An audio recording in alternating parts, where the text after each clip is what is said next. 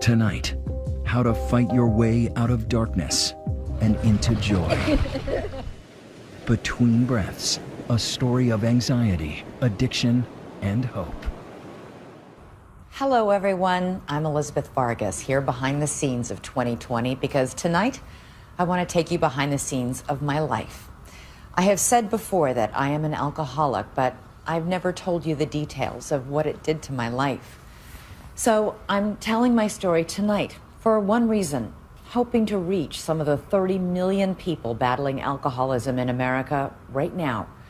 Even though I had support, resources, understanding bosses, I couldn't stop. And then I found a way out. So this is my chance to say to all of you, keep going, because you're worth the fight, and so are the people you love. I asked a friend down the hall here at ABC, Diane Sawyer, to be the voice guiding us through my story and to ask me the questions you might have too.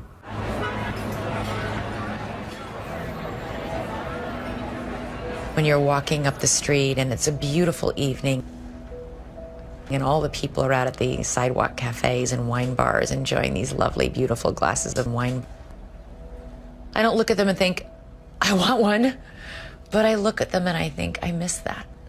I miss that time when, you know, it felt so innocent and romantic. But that's just me romanticizing something that turned out to be really monstrous for me. Oh, did you get her the lemon water? I did. Okay. As Elizabeth said, she asked me to come to her home to hear the story she is telling for other people living in the shadows, the story of her life she has not told before. Hi, yes, come in. We're gonna sit over here. It's like family. Yeah, exactly. On the walls in her home, pictures of the two sons at the center of her life. Sam now 10, Zachary now 13. And also a photo of a journalist at the top of her field. For decades, a network correspondent and anchor. Tonight we're taking you on. She was known for her strong reporting around the world. I'm Elizabeth Vargas in Baghdad, here in Perugia, Italy. Return here to Jerusalem, so you don't agree with that. Tough interviews and seeking out people whose stories have been forgotten. There she was, relaxed on Good Morning America. We're breaking it And so steady in live breaking news events. Elizabeth Vargas is here. She took over the anchor chair from Peter Jennings on 9/11. Thanks, Elizabeth, very much. This is, as Peter just said, ABC News continues. So here we are, two TV news colleagues who work down the hall from each other, getting ready to go on camera. Only one of us was about to open the door on a secret life, the one that was pulling her into the darkest depths of the ocean. She says it's an act of grace that she is alive tonight. We're ready. Stand by for you. We're all quiet? Yep. Yes. You wrote, I finally found a place of grace. Yeah. Every moment of happiness is like, thank God, this is so amazing. And I took it all for granted then.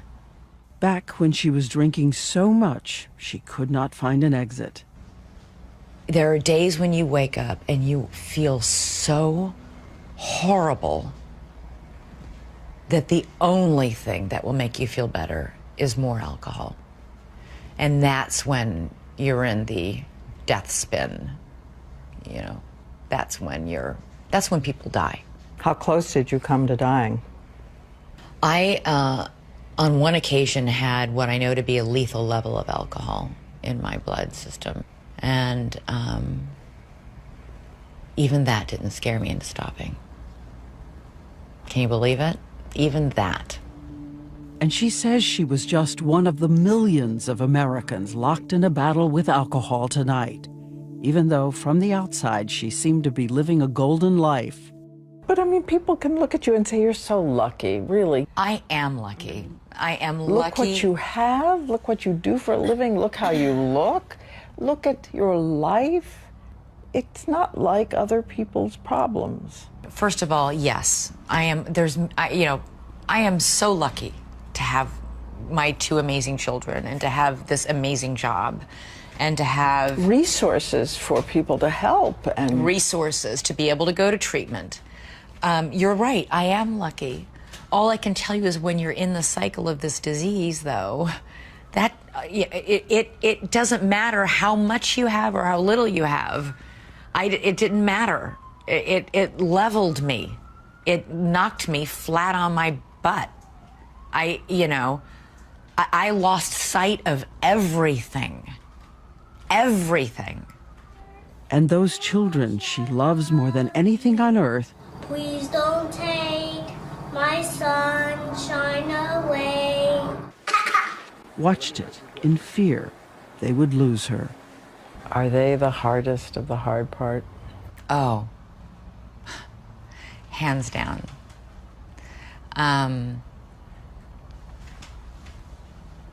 Yeah, that's, I don't know if I will ever forgive myself for hurting them with my drinking, ever. And I have to find a way to not, I don't know if I'll ever forgive myself for that. And so she says that is why she's talking tonight. And she's written a book for all the millions of people like her and their families locked into this same wrenching journey. She writes, we are your wives, your mothers, your daughters, your sisters, your children, your colleagues, your employees. All of them once just children with no idea what was ahead. Like the shy, curly-haired little girl. She says she was an Army brat whose family had to move through 14 homes, 9 Army bases, 8 schools. She says when she was still very small, she started suffering from daily profound anxiety, even panic attacks. But with Army discipline, she willed herself to hide her fear and panic from everyone else through college. Police say both men. And then starting as a local reporter out west. And because I'm basically so insecure and anxious and afraid, I never, ever in my life learned to reach out for help. Ever. And it was in local news that for the first time, she says, she found a kind of magic potion that helped with her anxiety. After work, the news team headed out to the bar, and a couple of glasses of wine became her new best friend. It was like, I finally feel relaxed. I think I wrote this in the book. Everybody looked prettier and smarter and was more interesting, and me too. All my insecurities would sort of fade back. And tonight, this staggering statistic. Nearly 63% of women in trouble with alcohol say they are fighting anxiety. More on that dramatic connection later tonight. But as her story begins, Elizabeth Vargas says she was just a social drinker who had no idea that alcoholism would slowly take over her body and her life. Later in the broadcast, she'll show you the indelible evidence of her dangerous destination. It was captured on camera. There's a real temptation when you've, to whitewash what you did. It wasn't as bad as everybody says, or it wasn't as bad as I remember. And for better or for worse, I have recordings of myself on TV and audio recordings that remind me how bad it was. Coming up next, a network anger begins a secret life that will nearly destroy everything until she finally makes her way back to joy and hope.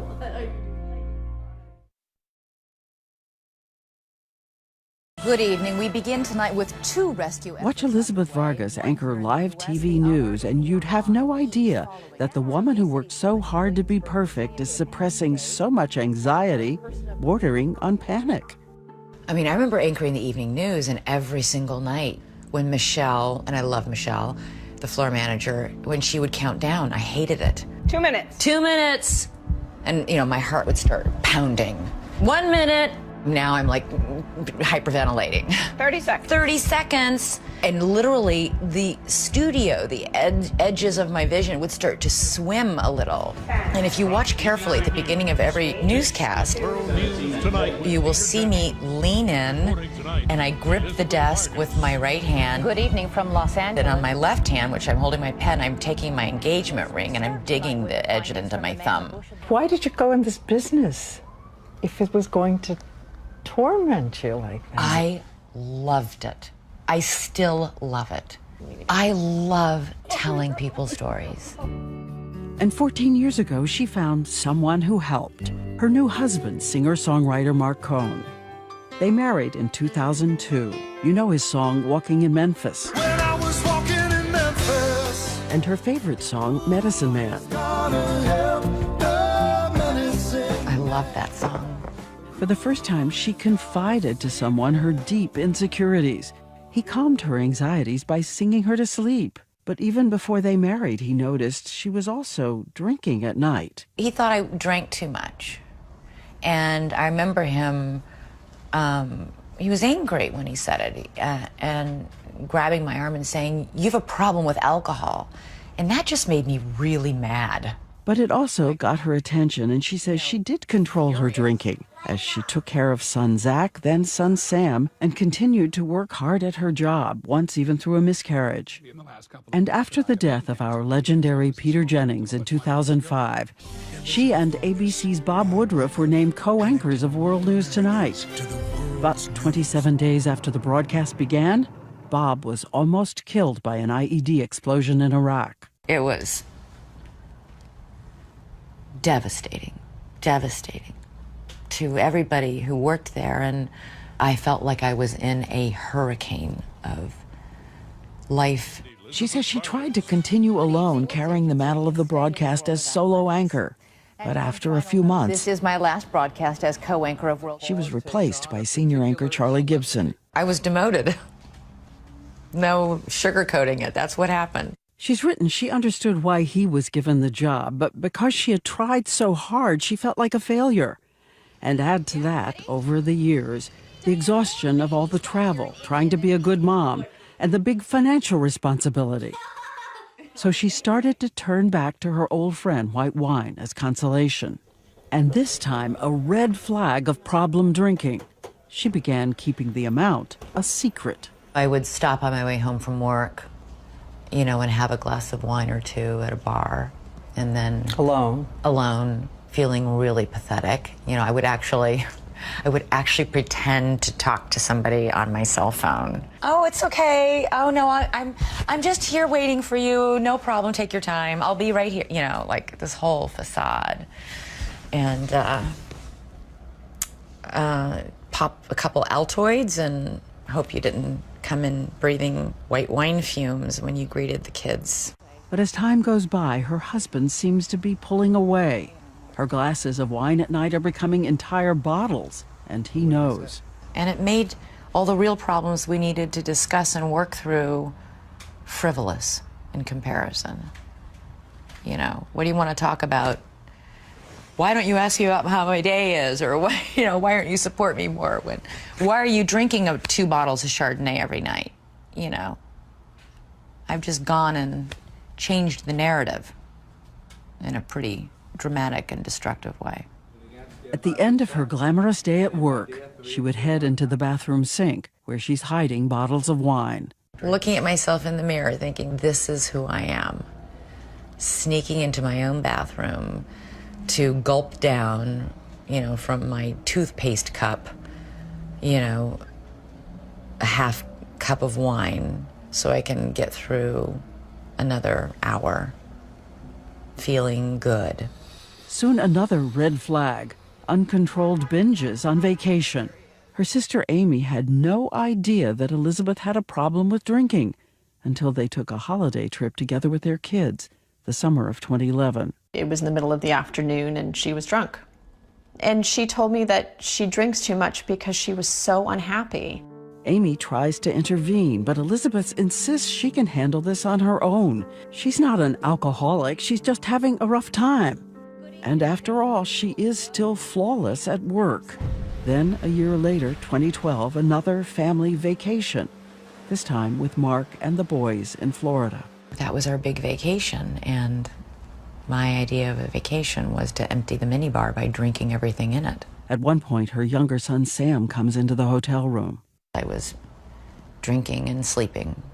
And I do vividly remember, like, one afternoon, Sam standing by my head in the bed saying, "Mommy, when are you gonna get up?" And I remember I could smell the sunscreen and I could feel the heat from his little body, because he'd just come in from the beach. And, you know, I would die for my children, Diane. I wouldn't give a nanosecond's worth of thought to die for my children, to kill for my children. But I would die for my children. But I couldn't stop drinking for my children. Ahead, her first attempt to reach out for help, and the day she almost dies and a stranger saves her life.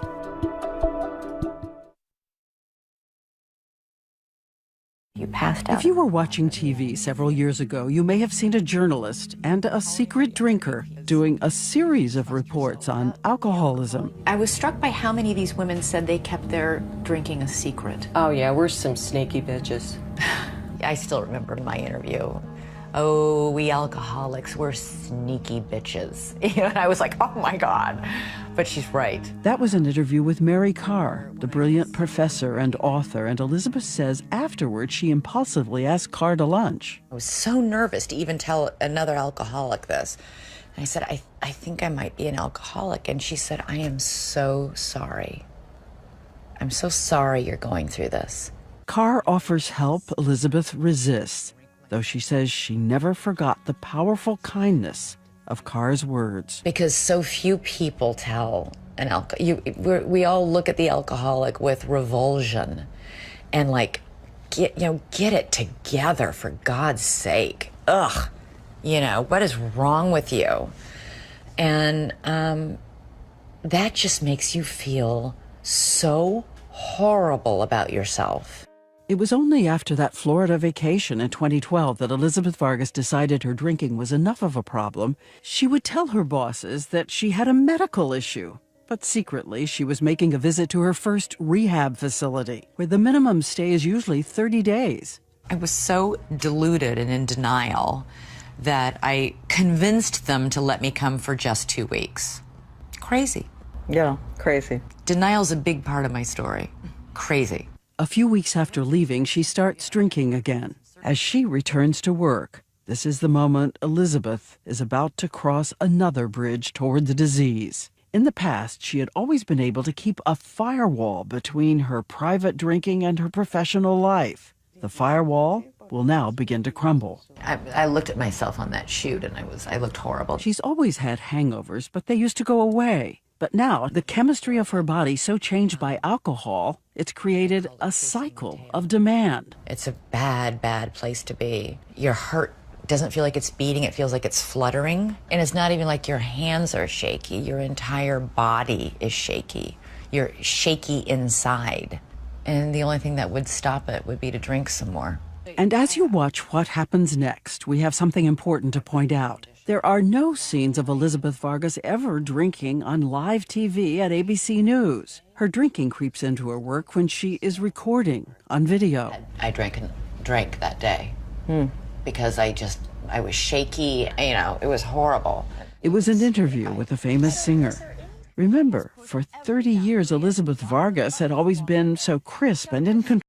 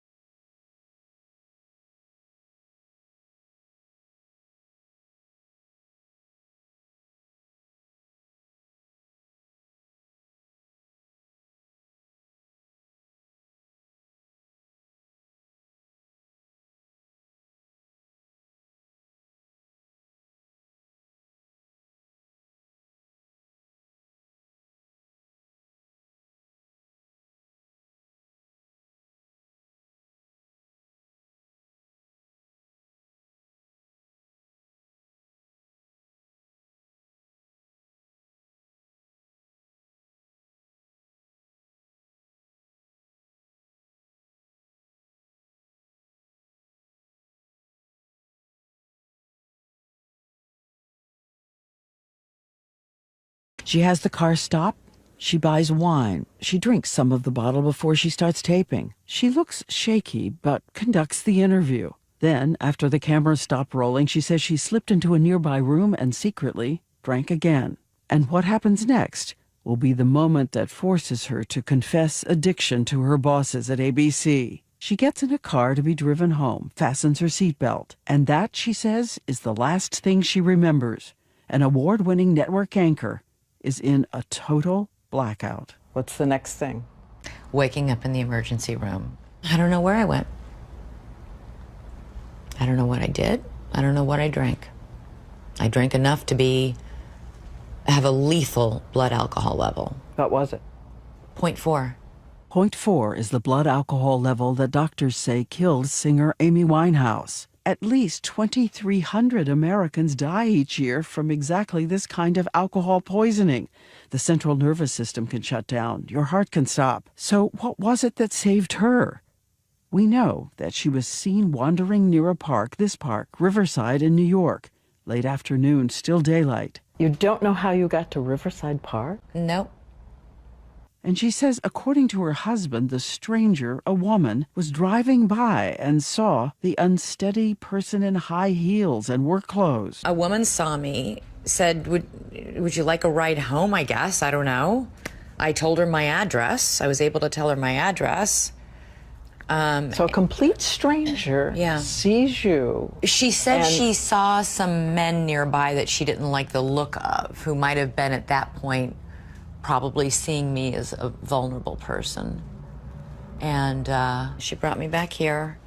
And at that point, I was apparently unconscious. Unconscious in the lobby of her apartment building. Maybe somebody seeing this will help you finish the portrait of that. Yeah, you know, part of me is almost afraid somebody will. You know, it's like, it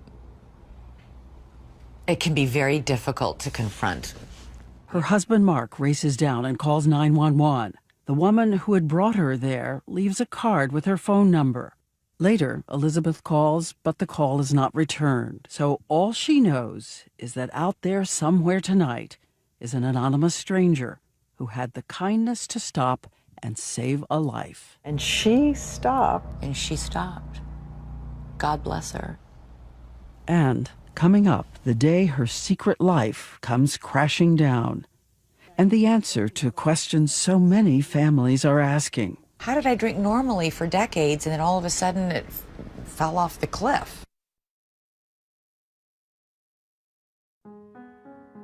In 2012, after that terrifying lost afternoon, that blackout, Elizabeth Vargas finally calls her boss at ABC to tell him she needs to seek treatment for addiction. I was too embarrassed to tell him that it was just alcohol because I thought it was so unfeminine. Unfeminine? Like, to be a drunk is just like, you know, even now I have a hard time saying that word. So I told him alcohol and Ambien. With the support of ABC, she goes back to that rehab facility for a full month. And while there, she met this man, Earl Hightower, one of the nation's leading experts on alcoholism, intervention, and recovery. He says instantly he saw she'd made a career of hiding her fears and resisting help, and she wasn't ready to face the truth. I just thought, this is the kind of woman that really, nobody is going to get this woman sober. There's no way we're going to sit down and go, look, here's the deal, and she's going to go, oh, okay. Really? He tried to wake her up, warning she's an alcoholic and cannot drink safely. God, you had me, like, nailed. But back then, she was sure it was impossible she was an alcoholic since she had no immediate family history. She didn't know, as we said, heavy drinking alone can lead you into a cycle of the full disease. This is Dr. Deirdre Roche of the National Institutes of Health. She's program director at the institute that studies alcoholism. Elizabeth asks her how the heavy use of alcohol actually alters the chemistry in your cells and the structure of your brain. Heavy drinking over time hijacks certain processes in the brain, the physiology of the brain, so that it begins to crave alcohol just to feel normal. Just to feel normal. No longer drinking for the enjoyment of it, just to feel okay. If you check our website, you'll find a link to the 11 questions that help you gauge if you have a problem with alcohol. Only half the risk comes from any family history. I wrestle with, was I born an alcoholic? Did I become an alcoholic? When did I become an alcoholic? What's an alcoholic versus a problem drinker? I can answer all those. It doesn't matter if you were born an alcoholic or if you became one. You are one. And something else tonight, that growing body of evidence about the link between alcoholism and anxiety, especially among women, is causing some experts to broaden their approach to treatment and recovery. How many here also have anxiety? Very bad. All of us. Oh my God.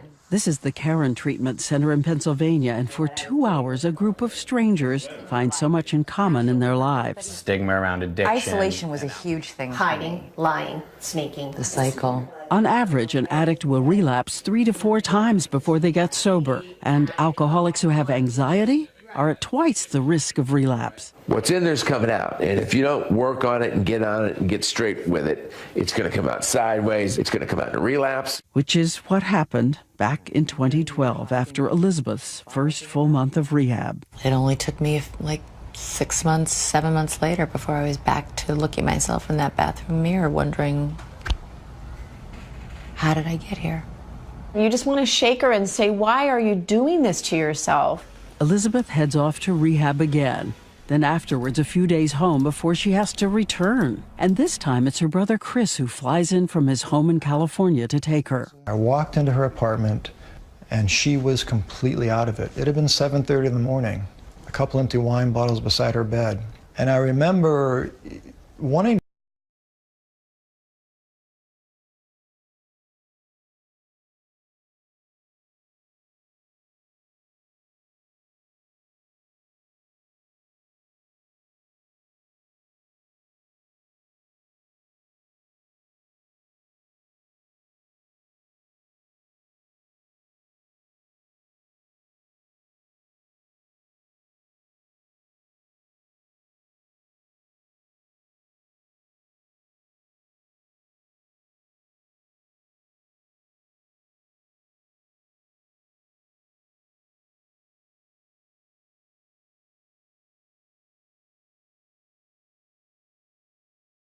who's going to help the medicine man. He can't save her from herself no more.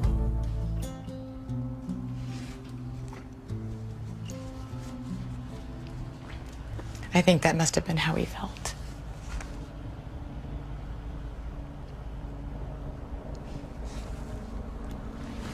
Because he couldn't save me. I could only save me. Her favorite song, now the soundtrack of so much regret. And it's about him being unable to help her. And coming up, the tape of herself she could not bear to listen to until the day of this interview.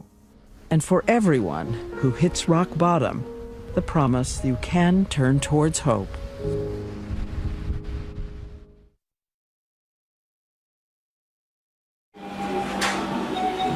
This is a home movie Dad is taking of Mom and the children, back when the children were young.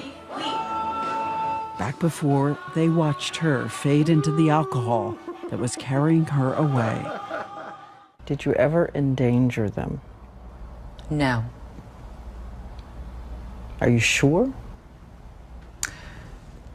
I don't think so, no. I never drove under the influence. Never? No.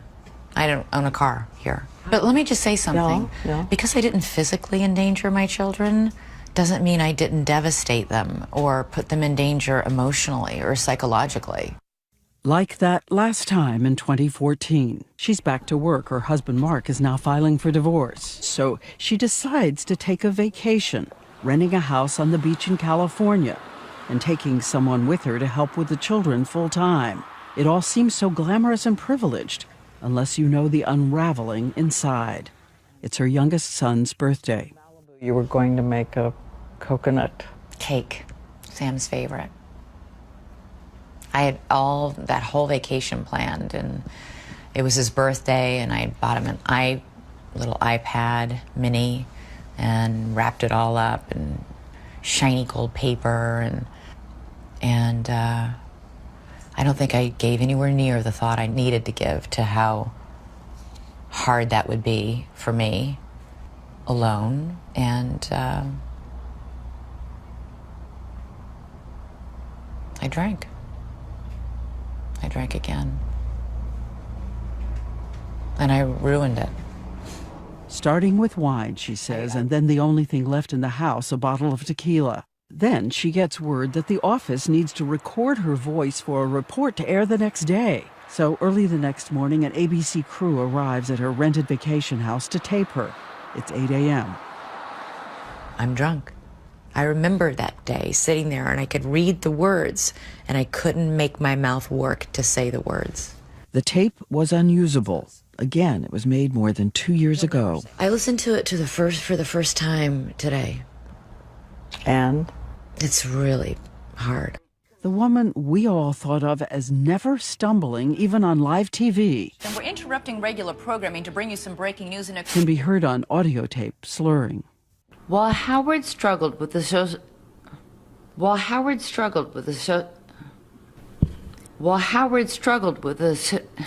I can't say it. She's unable to master simple words. Tourette syndrome. Tourette syndrome. I hear the struggle. I hear the alcohol. I literally felt sick to my stomach, but I'm glad I listened to it. Why? Because I never want to be there again. She was drinking so much her children, her boys, were terrified with worry that she might die and pleaded with her to stop. 3,000 miles away, her bosses at ABC are alerted urgently that Elizabeth is drinking again. She's coherent enough to call her sister and say, "I'm in trouble." And it was the first time that she called and said, "I need help." And I'll never forget that.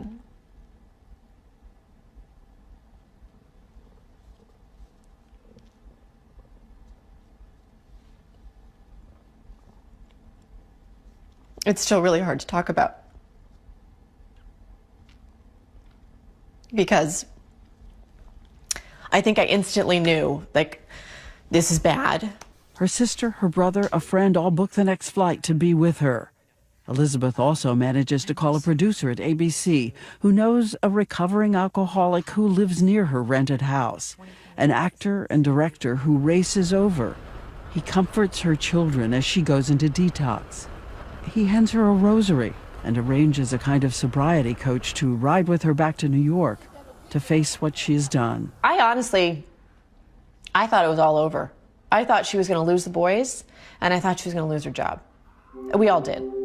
And even through the fog of alcohol, Elizabeth says, she finally grasped all the ways she had shattered her life. The anguish of her children pleading with her to stop drinking, the marriage she lost, the chance to do the work she loved in peril. She says in this moment, she was buckled to her knees by the unbearable shame. Ashamed, humiliated, a lot of pain, you know. Wreckage. A lot of wreckage in its wake. This woman, who says she spent a career trying to hide any weakness, finally decides to give up and reach for help. And you get help.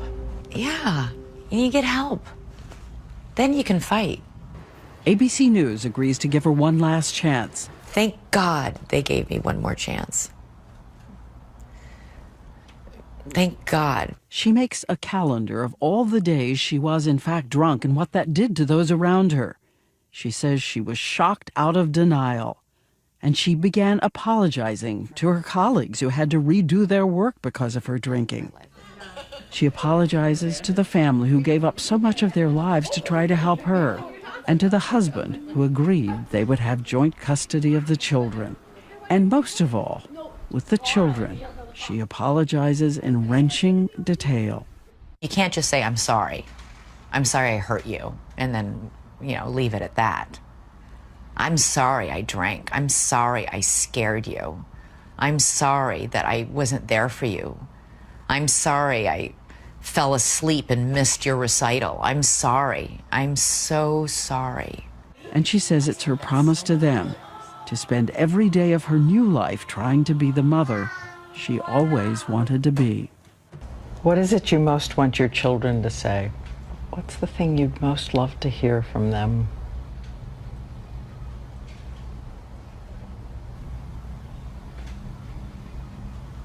That my mom fought for us and fought for herself.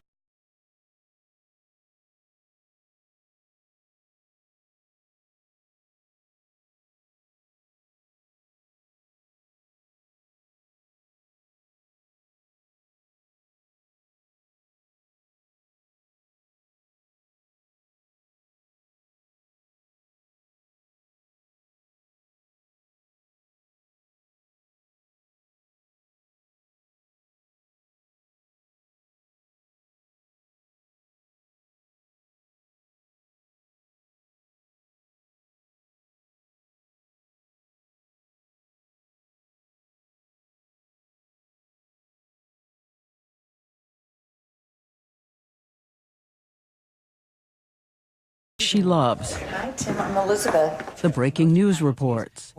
And now, the personal story she hopes will help someone else. It has been more than 2 years since she pulled herself back from that abyss.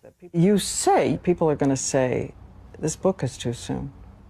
Oh, I'm sure. You haven't been sober long enough for this book. Could they be right? You know, sure. But when's the right time? There's no guarantee that I can stay sober for 2 years, 5 years, 10 years, 15 years. The truth of the matter is every single alcoholic only has today. None of us knows what will happen tomorrow. We all do everything we can today that tomorrow we won't pick up a drink, but we really only have today. Now she attends meetings, support groups, and has learned if she's ever out someplace she feels tempted to drink, she has to leave. And she also makes time for meditation to tame all that old anxiety.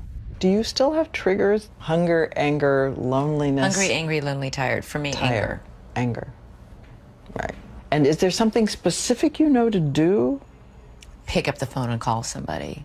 And by the way, I've also learned something new in doing this story.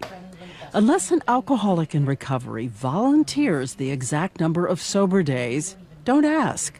Their accountability is not to us, it's to themselves and those they love. But you don't count the days of sobriety, or do you? I do, but that's something I keep to myself. Why?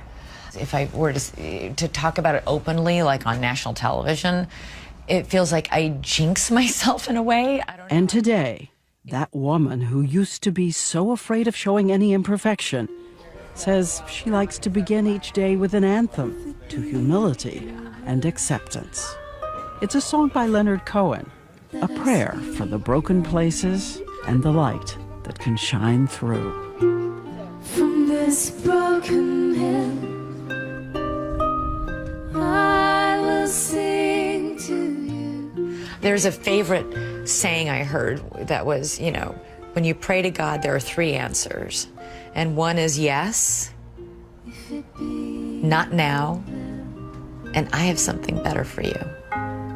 If there is a choice. So the sun is going to be setting on us here. Yeah. Yeah. Another good day. And you know what? At the end of the day, when I'm in bed, it's another thank you, God, for this day. If it be your will. And I am so thankful for all these new days and all of your encouragement. And for everyone watching, we did want to say, if you think you have a problem with alcohol, or if you know somebody who does, you can go to our website at abcnews.com and get all the resources for help. And I want to remind everyone that your book is in the stores next Tuesday, and it is called Between Breaths.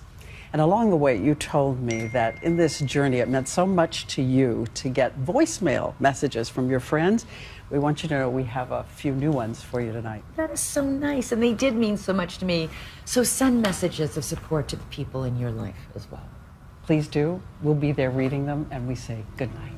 I'm so proud of you. That took a lot of courage. You should be proud. You rise. We are rooting for you every single day. I've always been behind you and in front of you 100%. Love you. I love you. Thank you so much for what you're doing. And we know how much those boys love their mom. and we love you too.